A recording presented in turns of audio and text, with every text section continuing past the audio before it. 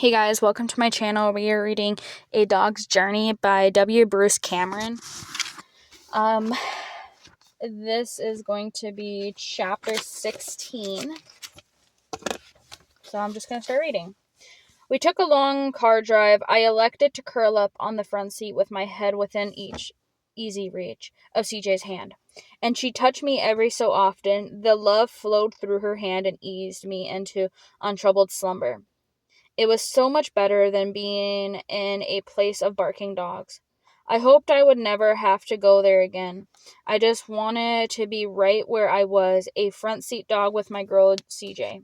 We stopped at a place with outdoor tables and wonderful food smells. It's not too bad out here. I keep my coat on, CJ said as she tied my leash onto the table. You'll be okay, right, Molly? I'm just going in there for a second. Don't look at me like that. I'm not leaving you. You're a good dog. I understood that I was a good dog. I made to follow her, but as she turned, but the leash stopped me. I strained against it as CJ went through some glass doors into the building. I didn't understand the whimpered. If I was a good dog, I should be going with CJ. Hello, Molly. I looked around. There was Shane. I did not wag. Good dog. Shane crouched next to me and petted my head. He smelled like smoke and oils and meat. I wasn't sure what to do. I wagged when I saw CJ. She was holding a bag and standing on the other side of the glass doors, looking at us. Shane waved his hand. CJ came out slowly. Hey, babe, Shane said, standing up. I guess it would be stupid to ask if you'd been following me, CJ said. She set the bag down. I could smell food in it. Really, really wanted to poke my head in for a sniff. I saw Trent putting suitcases in your car, so you're not going to meet me at the park tomorrow?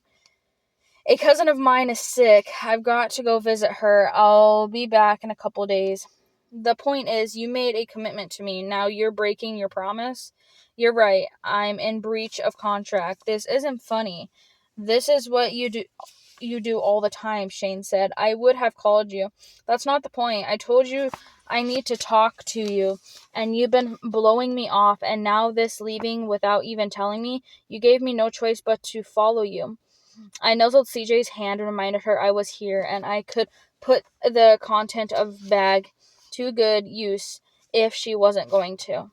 What do you want to talk about, Shane? CJ said quietly. Well, us. Shane stood up. I'm having insomnia. I even feel a little sick to my stomach sometimes, and you don't respond to my message. How is that supposed to make me feel? Pretty angry is what. You can't do this to me, babe. I want to be back and the way it was. I miss you. Wow, CJ said. She sat at the table and finally started taking food out of the bag. I sat, being quiet and good. Wow, what? Hey, can I have some of your fries? Shane reached out and grabbed some delicious smelling food and put it in his mouth. I tracked his hand, but he didn't drop anything. Help yourself, CJ said. You get any ketchup? CJ put the bag to him and Shane started rooting around in it. Wow, what? He repeated. I just realized something about myself, about how talented I am, CJ said. Yeah, I have this ability to find friends who think only of them about themselves. Shane halted his food halfway in his mouth. I gave him all my attention. Is that all we are, friends? He asked quietly. CJ exhaled and looked away. You know that's not true, babe, Shane said, tantalizing odor swirling out of his words.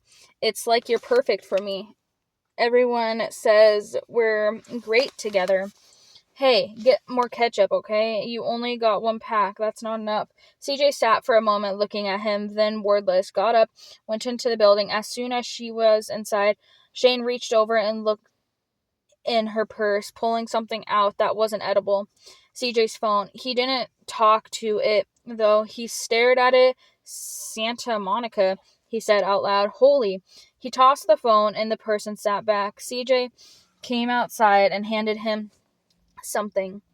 Her hand reached out and stroked me. I'll give you some dinner in a minute, Molly, she said. Having dinner, and Molly in the same sentence made me happy. So this cousin, where does she live? Shane said. What?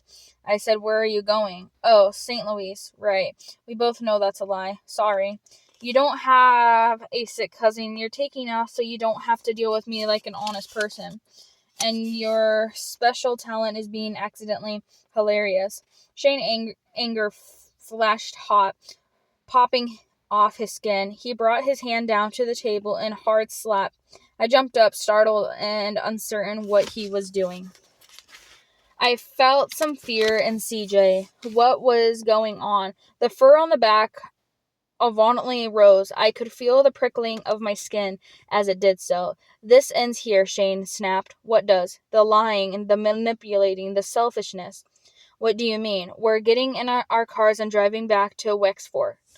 I'll follow you and Molly will ride with me, so I know you won't try anything stupid. I looked at him. CJ sat for a long time without saying anything or eating. Okay, she finally said. Her fear had left. Good. Shane's anger was receding as well. Whatever had happened between the two of them appeared over. CJ pushed the sack away from her. You're not going to eat that? Shane asked. Knock yourself out. Shane began eating CJ's meal. I watched mournfully. Give me your keys. I'll put Molly in your car, CJ said. I'll do it. Shane said. No, I have to be the one. I don't trust you. If you do it, she won't understand. I have to do it. She won't want to go with you. Dogs are good at judging character. I want her to sit in there for a minute and get used to the idea before we go. Judge of good character, Shane snorted. Are you going to give me the keys or not? Shane, chewing, reached into his pocket and tossed something at her that jingled with distinctive sounds of keys.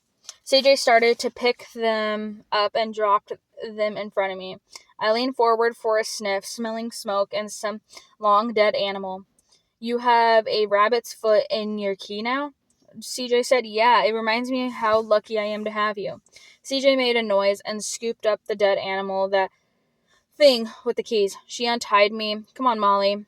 I'll be there in a second, Shane said. No rush. CJ led me over to the car and opened the door. I could smell Shane inside, plus other odors, but no dogs. Okay, Molly, get in. This didn't make a lot of sense to me, but I jumped in the instructed, glad it was the front seat. CJ leaned over and the window on my side of the door slid all the way down. Okay, Molly, you're a good girl, CJ said. This is all going to work out, okay? CJ shut the door. I watched manifested as she went back to sit with Shane. What were we doing? I stuck my head out into the open door, whining softly. CJ stood and went back into the building. Shane continued to eat without looking up or indicating he was saving any for me.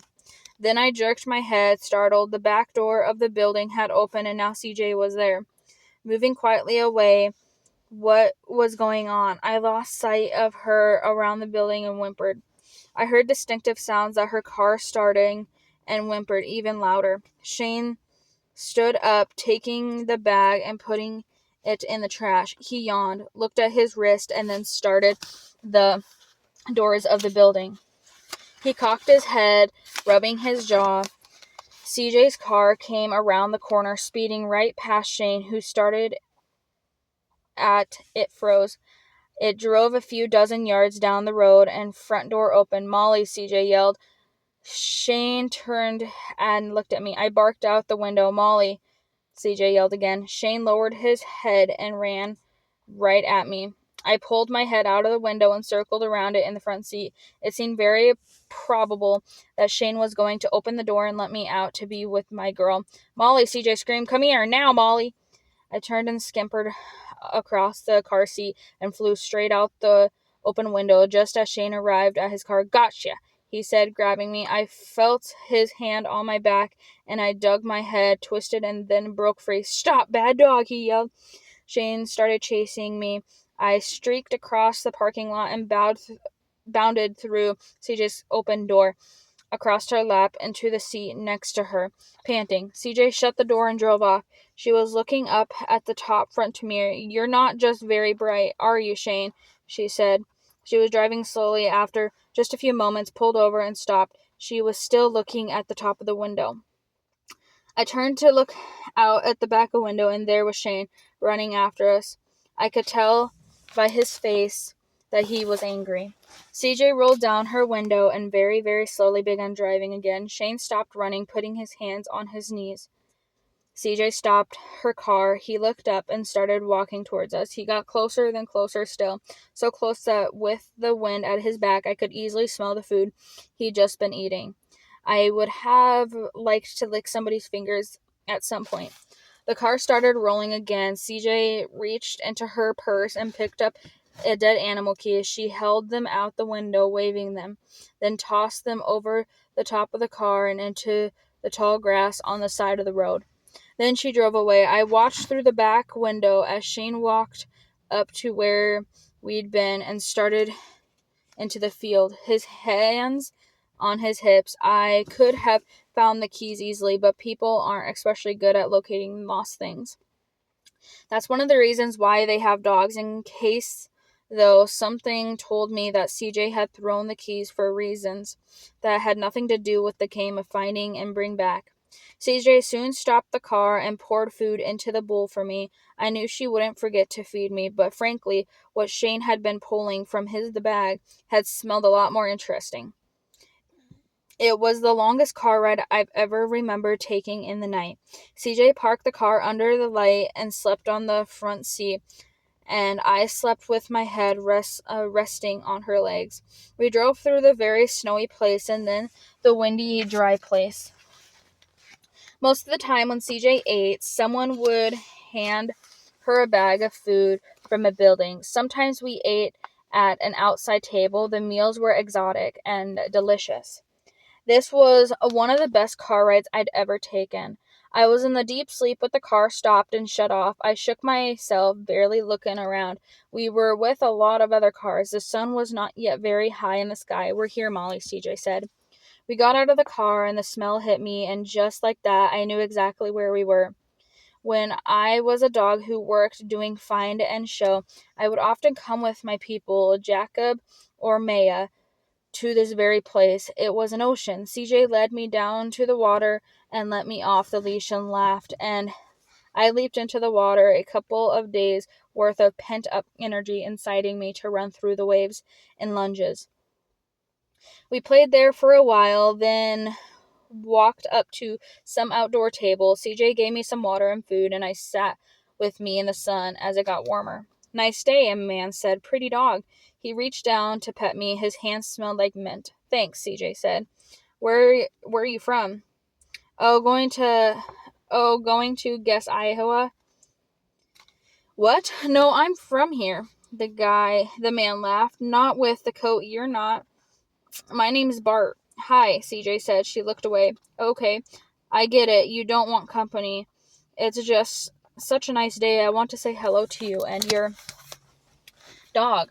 Be careful. The cops don't catch your pooch on the beach. They'll ticket you for if they do." The man smiled back and then went over to the table and sat by himself. For the next couple of days, we would sleep in the car, and then CJ would go to the stand under some flowing water and take me with her into the small building where she would change her clothes. Then we would drive around, mostly to restaurants by the smell of them. CJ would tie me up in the shade and go inside, and sometimes come right out, and sometimes stay in for a while.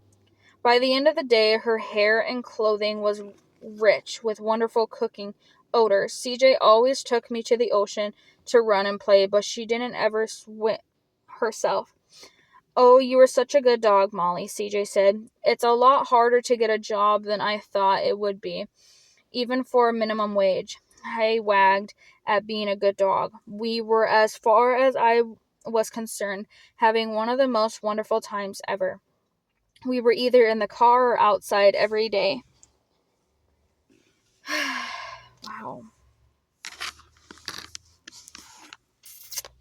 Several nights later, as we were settling in and going to sleep, it began to rain. CJ usually left the windows cracked open, but when the rain started to come in, she rolled them up, which was why I didn't smell the man. I saw him only when he emerged from the rain under the tall street lamp. It was as if the night and the rain came together and suddenly made a wet, dark man. I sat perfectly still watching him. He had long hair on his head and face, and he was carrying a big bag over his shoulder. He was looking right at us. I felt the fear raise in CJ and knew she saw him too. A low growl came from my throat. "It's okay, Molly," CJ said. I wagged. The man looked around slowly. He seemed to be examining the other few cars in the parking lot. Then he turned to look at us again. CJ inhaled sharply as the man strode desperately towards us. And that was the end of chapter 16, guys. I will see you guys in chapter 17 in the next video. Thank you guys for listening.